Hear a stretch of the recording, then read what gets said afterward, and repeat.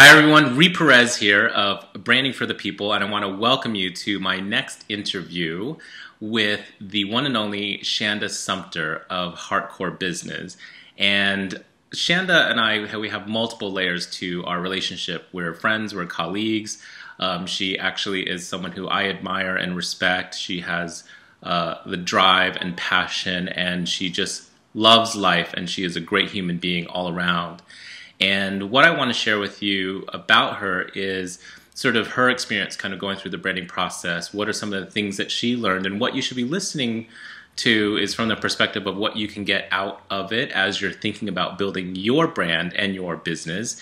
And we'll have a healthy discussion. So basically, Shanda Sumpter is the founder and queen visionary of Heartcore Business, and we'll talk a little bit about the naming and sort of some of the decisions that we made in the rebranding of her name and also her company.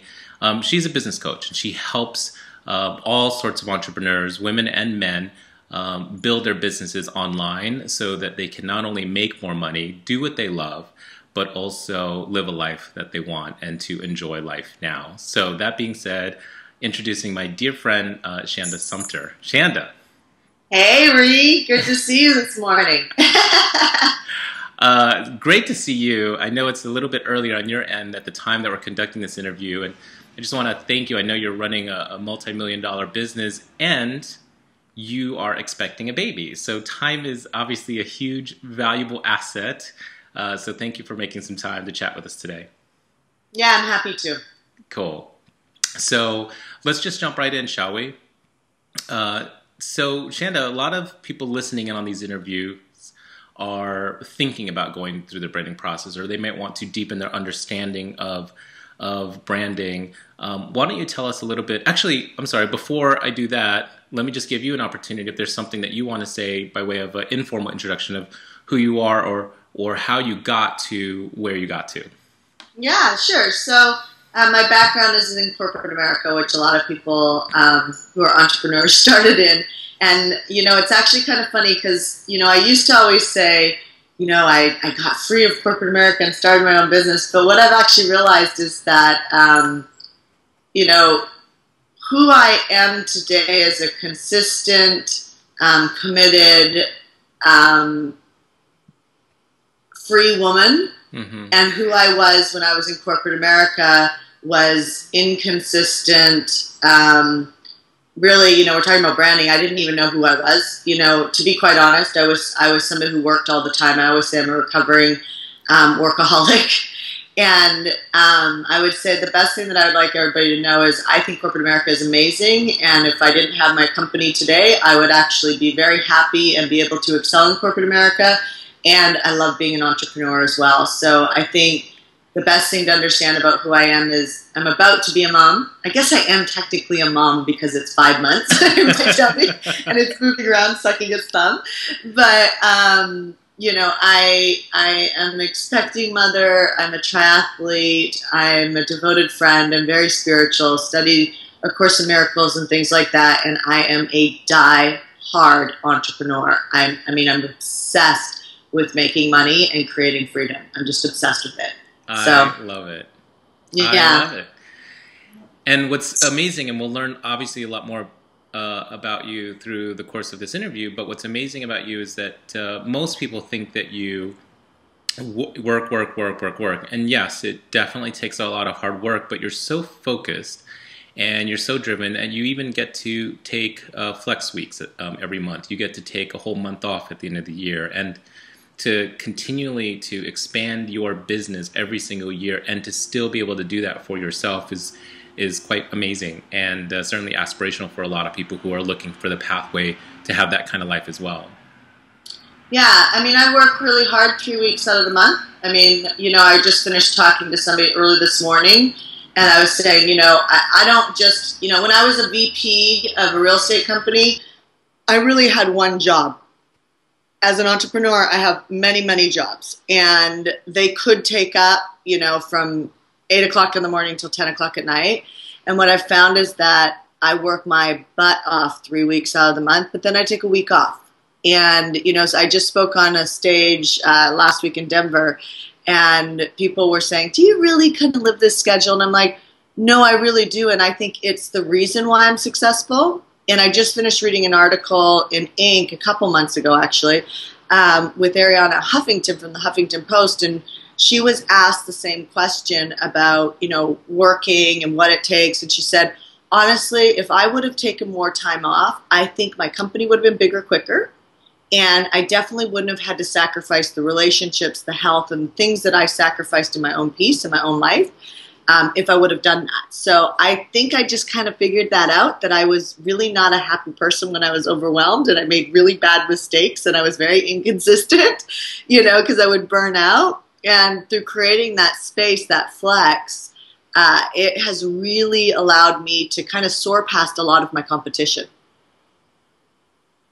Absolutely. So totally makes a lot of sense. And I know you teach this a lot too. I mean, there's a huge correlation between entrepreneurs or successful people and sports, particularly, extreme sports, or maybe even just, sort of athletic training. So I know you teach that, and obviously you're a big triathlete, and it's made a huge difference. Can I put a little nugget about that? We just ran a client contest inside my company, and we do this big event called the Zone Event, and we're having 300 people at it this year, and 117 of those 300 have come from a client contest that we did internally, where my clients could bring a friend, right? And I won't give all the details of the program, but what was amazing is we had a client bring 19 people. We had another client bring 17 people. We had another client bring 15 people. The top 3 people are all athletes. The top 3 people. And, I won't totally go into this because it's not the purpose of this interview, but I am telling you, if you look on the Forbes list, you start digging into this concept. In fact, we just wrote an ebook, The 5 Reasons Why Entrepreneurs Who Train for Races Make More Money. There is a whole correlation to people who are training for some sort of extreme sports. Ironman, half Ironmans, half marathons. There's a woman who's a dance fanatic, and she's like, do I have to train for a half marathon? And I'm like, I don't know. I mean, I guess if you want to live your life doing the things that you feel passionate about, that's great. But the truth is that growth doesn't feel passionate. And pros understand that they'll feel passionate once they get good at something. And the training for these extreme sports, trust me, this morning I got up and I think my little baby's foot was in my hip. I almost collapsed when I got up. And I was going for a training session. And the first thing that came to my head is, I could use the baby as an excuse, right? Like, I shouldn't work out. I might do something. And I was like, stop that. Which corresponds when you're in your business and you're like, I don't really want to do that right now. Or I don't want to, and it's changing all those habits. I don't think the most talented people are the most successful. I really don't. I think it's the ones that are really strong up here. Sure. Brilliant. Awesome.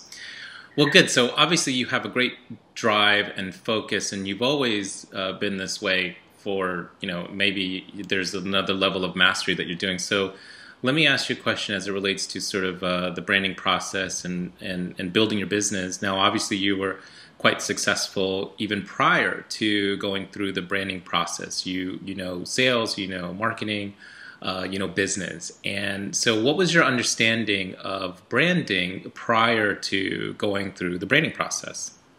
I didn't really know. I trusted you. All I can tell you is that I was starting to get really embarrassed when I was getting up on stages and people were looking at my websites, and I was, I would see some people in my field that I admired have these beautiful websites. So I guess the answer to your question is I really thought it was like a look on a website. Okay, that's fair. That's really fair. Kind of what I thought it was. I knew I had to have a better first impression than I had, and that's all I really knew. It's so great that you said that, because I was just talking with I was talking with Alex Mendozian the other week, and he was saying you're kind of in the first impression business if you really think about it, because a first impression lasts a lifetime. And if you can help to create a positive first impression for people, then that's invaluable. And sure, there will be people who will buy from companies' products and services that may or may not have the best first impression, but why would you give someone a reason to not select you based on that first impression? So I'm glad that you mentioned that piece of it. Now, the other question I have is, so that's my next question is kind of sort of, why did you decide to go through the branding process? Now, you just kind of answered one layer of it in terms of the first impression of it, but knowing that it was kind of more than just a look and feel, were there some other business reasons for going through the branding process? You know what, Reed, that actually, to be 100% truthful, I have my demon is a looking good conversation, which means that, that's what prevented me from getting up on stages, being fearful about what I looked like if I didn't have, what it took to wow an audience or whatever. So that demon drove me to you to be rebranded. But when I got into the branding experience, because it's so deep with you, it actually made me get intimate with my business in a way that I didn't expect it to be a complete organization of my company and the divisions and my vision, like Heartcore Endurance, this athletic division where we're training entrepreneurs to train for races. That type of stuff came out. Like, it's like you pulled like my $10 million business out of me. You know what I mean? Like, you pulled that out of me, and I don't think I could have gotten there. I know I couldn't have gotten there. I couldn't have gotten there because I remember after the branding experience, I remember sitting with you having dinner, and you were like, "Are you okay?" Like, most people have something to say at this point. And I was sitting there going, shit, I'm a little scared. Like, this might be, 3 or 4 years down the road. Like I don't know if what we did really is relevant at this point. Like, I don't know if I can live into this yet. Like, I feel like this is such a long-term plan, and I'm such a short-term, step-by-step type person, which is what's led me to be successful. But what it taught me was having that long-term plan and having those divisions that were so aligned and integrated with my heart and what I wanted to do in the world. It gave me a stronger drive, believe it or not. It gave me a stronger drive and a direction that I wasn't just coming up with, oh, here's another inspirational, cool thing that I want to do in my company. It was so organized that all I had to do is go down my flow chart and just kind of fill in the pieces. And that's the best way I can describe it. So I didn't know what I didn't know. And it was one of the most progressive things I did for my company. It really was. That's awesome. And that's a huge compliment. Thank you, for someone who is already strongly driven to kind of give you that stronger drive, if you will. But, you're right. It is sort of this, what I try to tell people in going through a branding process, it really helps to organize and simplify who you are and what you stand for, and the vision, how to fulfill the vision of your business through branding. And then from there, when you organize and simplify it, then you can amplify. So simplify, organize, simplify, then amplify. And you're kind of on that journey of like this whole level of amplification that I might have seen the vision of it 3 to 5 years ahead, but you're like executing it, and all these other layers are taking a life on its own, even beyond what I might have been able to sort of carve out at that during our VIP day together. It's kind of like having a baby, right? Ironic that you're having a baby, but I like to use that analogy because it is kind of like having a baby. Like I help people sort of create the baby, and the baby grows and develops, and you always have to nourish it, and you have to nourish the brand, but you nourish the human being, and he or she grows into like a whole another life, if you will. So yeah, I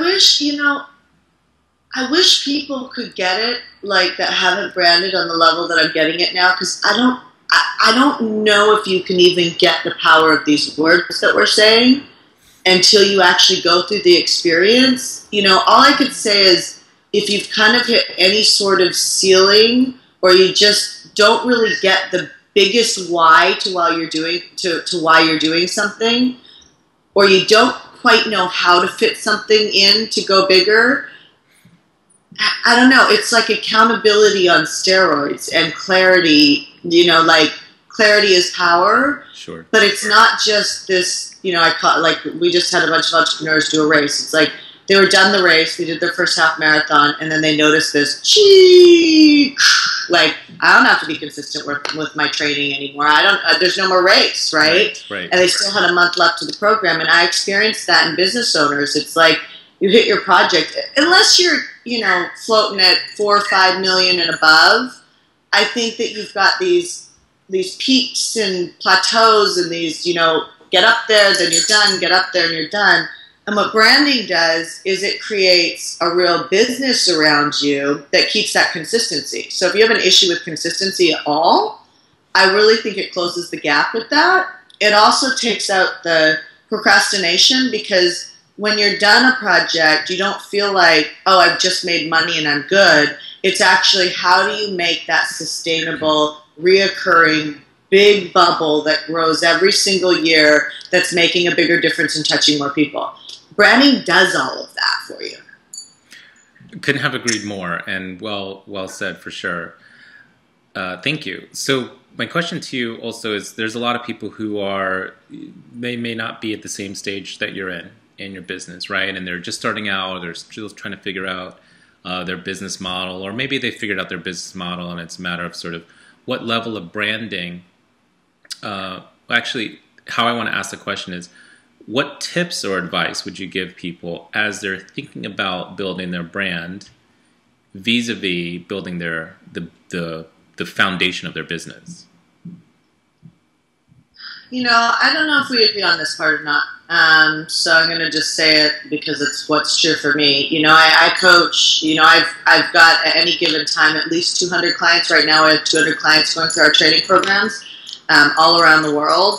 And I think the first thing that everybody needs to do is to establish their recurring income. I don't think that you can afford branding before you brand, and let me clarify that. I don't think any growth in a business is about, is this comfortable for me and I can afford it?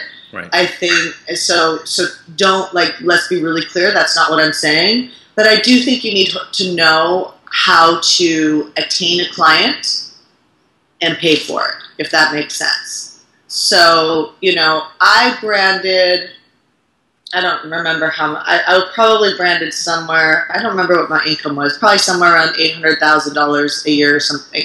I think I branded a little late. You know, I think I could have branded earlier, by far.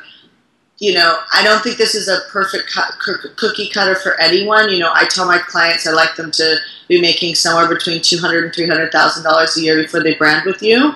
But that's not, you know, that's not cookie cutter. If you know how to do a sales conversation and bring in 4 or 5 clients in a month, then I think you could get into the branding experience. Sure, do you know what I mean? Sure. Like, it's just, branding is not something you do when you're in survival. Branding is something you do when you understand that maybe you're in survival because you haven't worked hard enough or done a sales campaign and asked for an offer. The minute you know how to do that, I think is a great time to brand.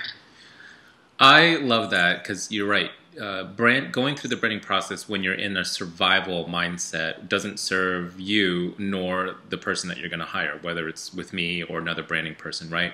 One thing I'll sort of add into the overall conversation as people are listening on this is that even just for our agency, I'm looking at different levels, you know, so there might be a level of branding that might be appropriate. Like, I'm doing these branding intensives, right, with a group of smaller entrepreneurs. And, you know, obviously this is for a separate conversation, but these branding intensives are really geared towards people who are in that first few years in their business, but they would have... We have a couple clients, Tara, that did that with you, and it really helped me as a business coach to coach her. Right. So it's you know, that engagement with one of your clients, with Tara, is it's a different level of engagement in terms of our one-on-one sort of private. So there's different levels, of course, in working with our agency, and sure, it's definitely helpful. But what I love about what you're saying too, also, maybe it's implied just because you and I are colleagues and friends, is that, you know, I know that you're a big advocate of having people do things in the right sequence. And if you haven't mastered the sales conversation, all the great branding and strategy in the world won't make the difference for you if you don't know how to obtain a client, right? Or a Yeah. customer. I mean, absolutely. Because when you rebrand, I don't think it's I already had a flow of people that knew who I was. So when I rebranded, did it increase my income? Absolutely. Between my images by Nikki in Candela and you doing my branding, you know, those two combinations when I let it out on Facebook and on my blog and website into the world was a huge uptick, right? Like a huge uptick in revenue and has continued to grow, right? But I knew what to do with that uptick. That's right. You know, I already knew, like, if I send you 5 clients and you can't close 3 of them, don't brand yet. Right. Get some coaching on sales. On sales, exactly. Yeah. Perfect. Okay, so this is perfect that I'm asking you this, and it just might be something new that comes out of it. It's kind of embedded. What I love about this interview is that you're kind of seeding a lot of different things that I kind of want to touch upon for people. But notice we didn't even talk about the name change yet, nor did we talk about the visual identity. We're really talking about sort of the bigger vision, a bigger container, if you will, or even the strategy and the organization. But were there some other ahas, if you will, that came out of even just the strategic part of the branding process? Yeah, it was. I'm bringing myself back to that room that we were in Southern California. Yeah, I didn't expect to change the name of my company. That's right. Okay, so for those listening in, Shanda came to me with her company was called Heartcore Women, and listen, you know that has served her and worked really well, and there were some reasons from my perspective, but actually, let me have Shanda share that in terms of the name. So when I worked for corporate America, you know, I had a couple jobs in corporate America, and I was always able to land the job without the credentials, right? And I would do that because I have this ability to see strategy very good and be able to see how you can make money. I can do it with anybody's business, I swear to God.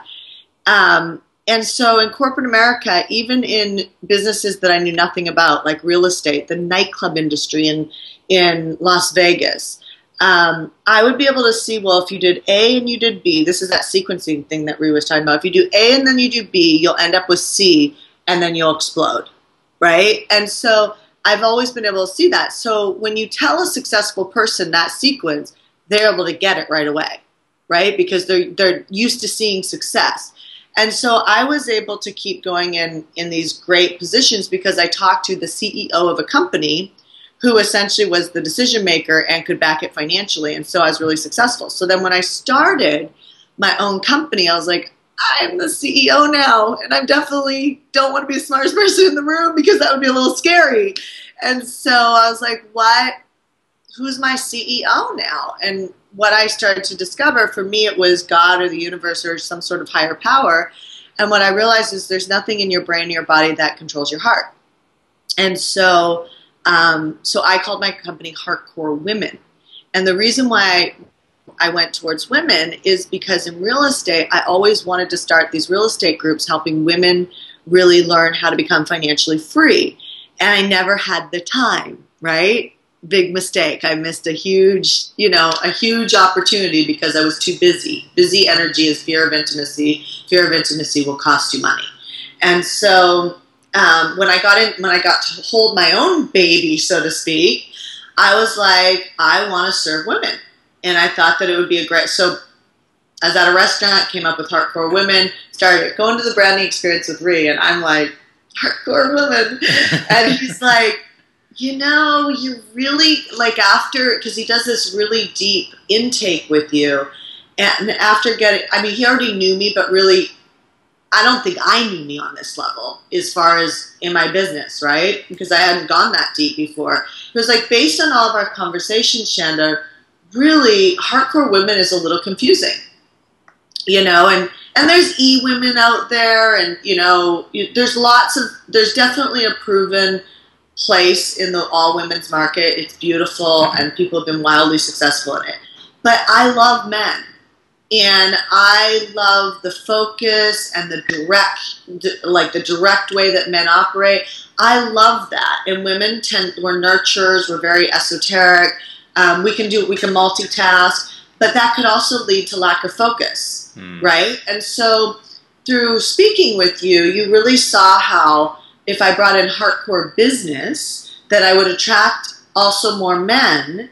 And one of my dreams and my goals were to really start hitting media up, like to move into, writing a book. By the way, you do not write a book to get rich, okay? So just want to put that out there. All you people who put it in the formula to write a book first and then make money, do not do that.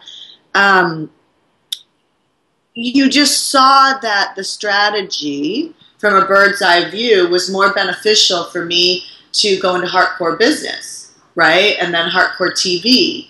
And it just kind of, the flow chart, the organizational chart just really kind of got created there for me to build this you built the infrastructure around it.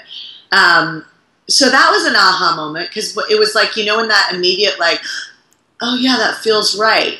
Right. Where Heartcore women didn't always feel right. It just felt like the logical right decision, right? But it didn't really kind of completely click in here. What were you going to say?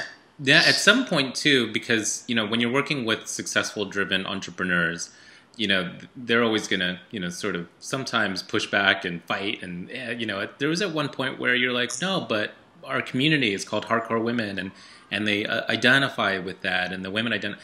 And I said, yes, and, you could still use that. You could still refer to the women as Heartcore Women, but for the business reason or for the trajectory of where you're looking to take the business, and because you're now not limiting the business opportunities with just women, elevating the brand to a bigger idea would help serve that as a bigger umbrella. So...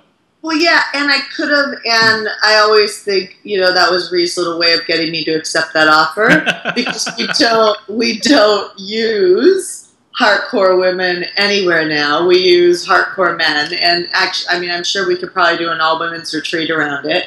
But yeah, I don't know. It's just been a really cool experience with putting the whole thing together. But changing my name was an aha moment.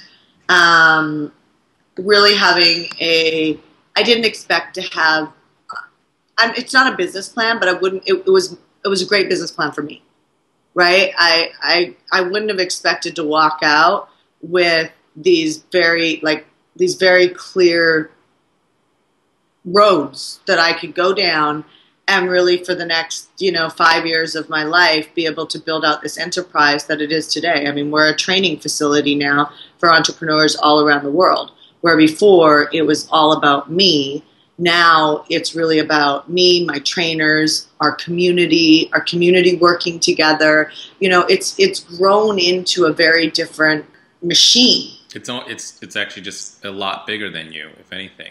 A lot bigger than me now. Which kind of leads me to another question, which I get a lot, and obviously I want to get your perspective from an end user perspective, if you will. But a lot of people have asked me the question, should I name my company my name, me.com, or should I name it something like a company name, right? Like in your case, what were some of the reasons why you decided to not go under shandasumpter.com and instead, at the time, Heartcore Women, and of course now we've elevated to Heartcore Business, but why did you decide to not do me.com? It was hard because, I wanted to be the celebrity. I'm a Leo. It was hard. I wanted to have the attention when I started. I wanted to be, the Marianne Williamson or the Bob Proctor of business, And now it's funny because who I kind of look at a little bit more, like when I'm conditioning myself, is would Martha Stewart, run her company like this? And I know Martha Stewart has her own celebrity brand as well, and that might come out at some point. Like you and I might do some more business together where we rebrand and kind of bring that out, but it's not timing yet. It came from an end, I'll tell you where it came from me.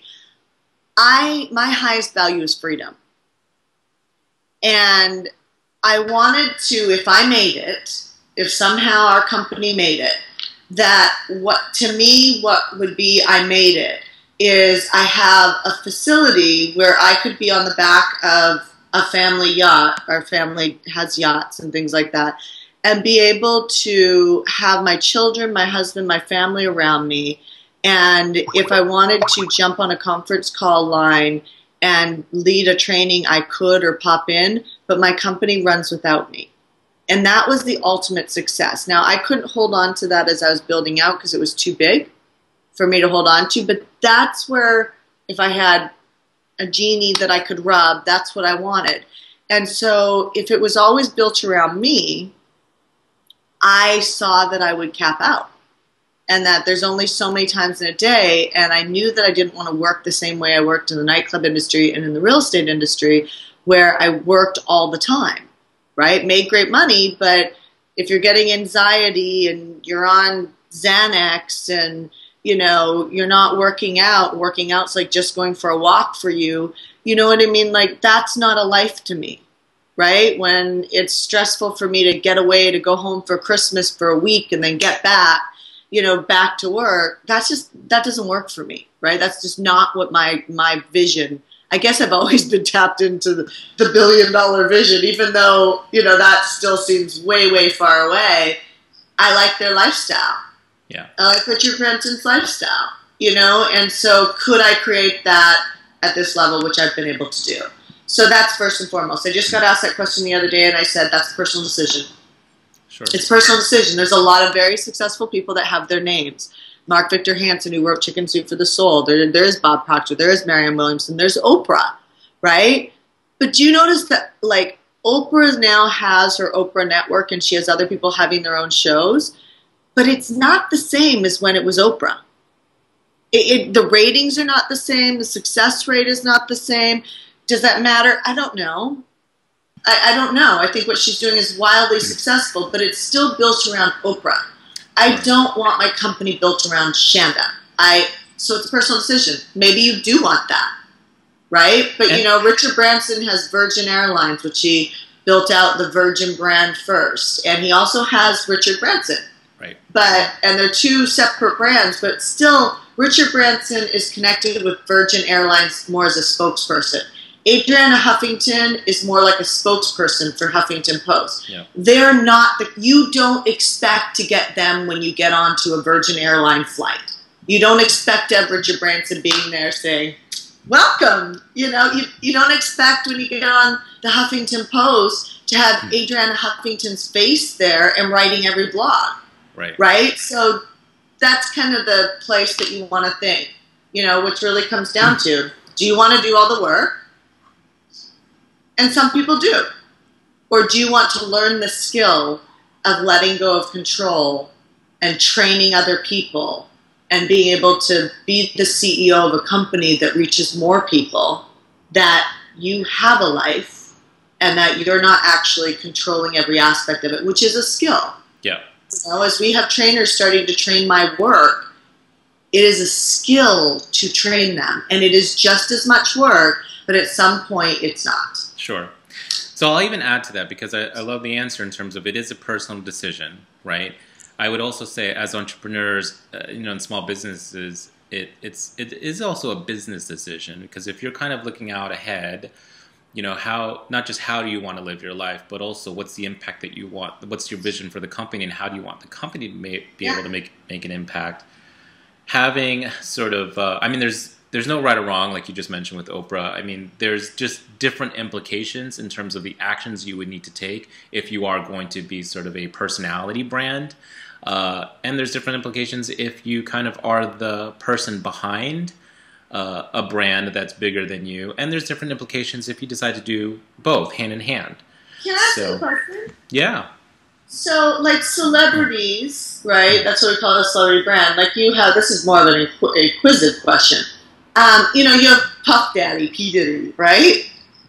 I mean, he's a good businessman, right? Right. And I remember meeting him as a celebrity brand, and now he has products and services and all of that, which not many celebrities have been able to do well. Right. Right? I mean, they all try and go backwards from it's me to leveraged, right? Yeah. And most of them are not successful. I mean, I don't buy Beyonce's perfume, you know, but I would buy a ticket to her concert.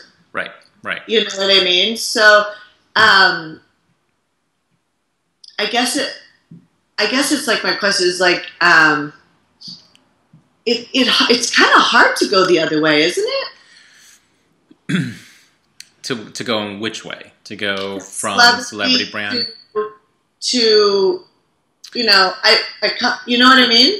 Yeah, I mean, the short answer is it does depend. Obviously, in context of, you're talking about celebrity brands, and obviously for some people it's a matter of looking at what's called brand extension. You know, so what makes sense for you to extend your brand in other areas. If people know you as a particular thing, then does it make sense for you to get into the perfume business or the makeup industry or the whatever line of business? And sometimes I think one of the reasons why it doesn't work as well is because I don't think that the value of a perfume or a cologne or whatnot is better just because you're great at singing or dancing. Yeah. And so if anything, there's a market for that, people who just want to have a taste of that celebrity, but I don't think it's sustainable overall, because it's, you know, you're not known for perfume, you're not known for that other extension. Yeah. So it really takes somebody extraordinarily good at business, I think, to go the reverse way. That's right. You know, it's like you see childhood actors have a hard time ever getting out of that role. Right. You know what I mean? So just a thought.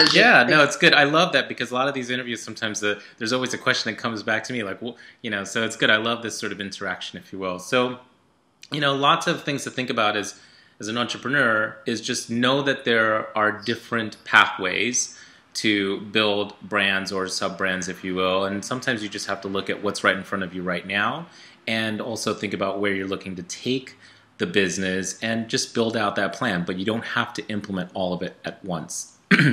Please don't. Yeah. You'll burn yourself out. You won't be able to take that week off, that flex week, or that month off. I implement one, maybe two things a year. That's it.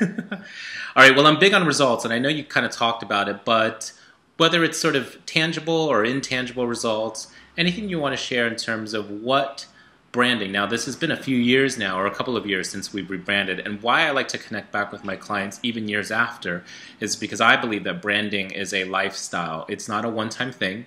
If you want a logo, you can get it this afternoon, right? But if you want to build a brand, it is a lifestyle decision. It's a lifestyle choice. So that's why I'm checking in with you. So a couple of years later, what are some of the results, or how has this impacted your business?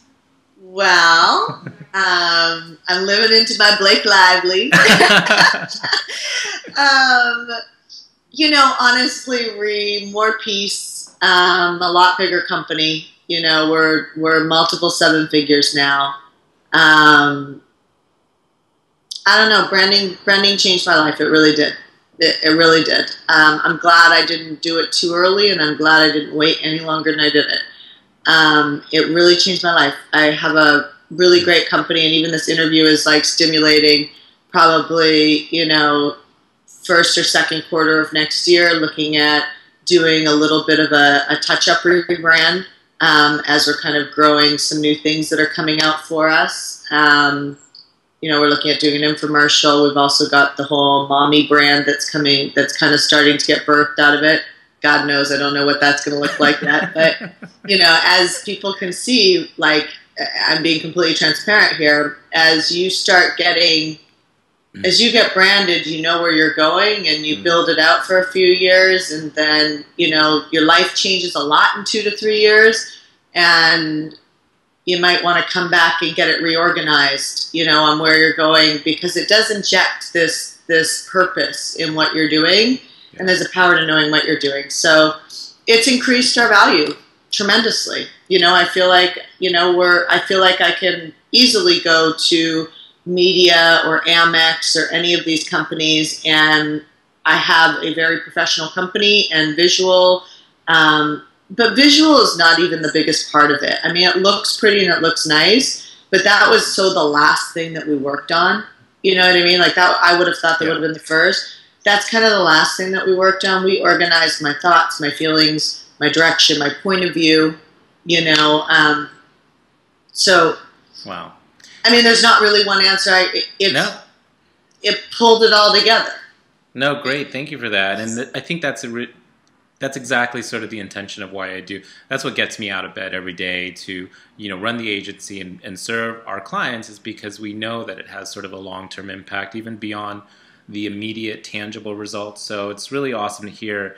And more importantly, it was certainly a privilege and honor to work with you, because I know, like all of my clients, I know they have choices of people that they can choose to work with, right? And I know that entrusting someone else with their business is a big deal. So it's been a huge honor and awesome to hear all the results that you're getting. Now, Shanda, that being said, I want to thank you for your time. If someone wanted to learn more about all the amazing things that you're doing and wanted to learn more about Heartcore Business, where should we send them to?